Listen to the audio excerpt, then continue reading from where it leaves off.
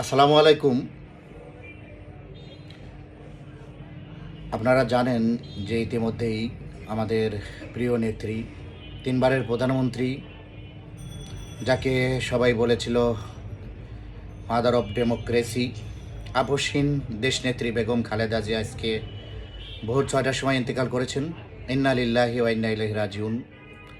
দোষে গুণে মানুষ, আমরা আল্লাহর কাছে প্রার্থনা করি যেন আল্লাহ তাকে সমস্ত ভুল ত্রুটিগুলো ক্ষমা করে দেন এবং জান্নাতুল ফেরদাউস দান করেন।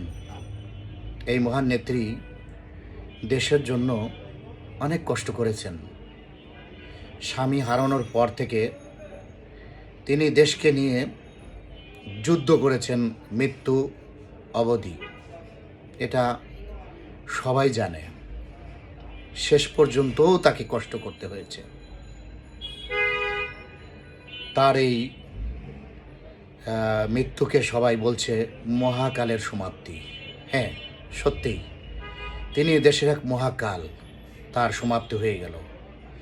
তার অসমাপ্ত কাজ আমাদের সবাইকে মিলে করতে হবে। দেশকে বিশ্ব দরবারে এগিয়ে নিয়ে যেতে হবে। তার যে ইচ্ছাগুলো সেটা বাস্তবায়নের মাধ্যমেই তার হয়তো আত্মার পরিতৃপ্তি ঘটবে। আসুন আমরা মিলেমিশে এই দেশটাকে আরও সুন্দর থেকে সুন্দরে পরিণত করি।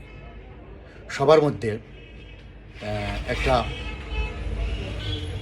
ভালোবাসার বন্ধন সৃষ্টি করি। কোনো ভেদাভেদ না থাকুক, কোনো সন্ত্রাসী না থাকুক। দেশটা একটা উন্নত দেশের মতো এগিয়ে চলুক। আবারও তার মৃত্যুতে শোক প্রকাশ করছি, তার আত্মার শান্তি কামনা করছি।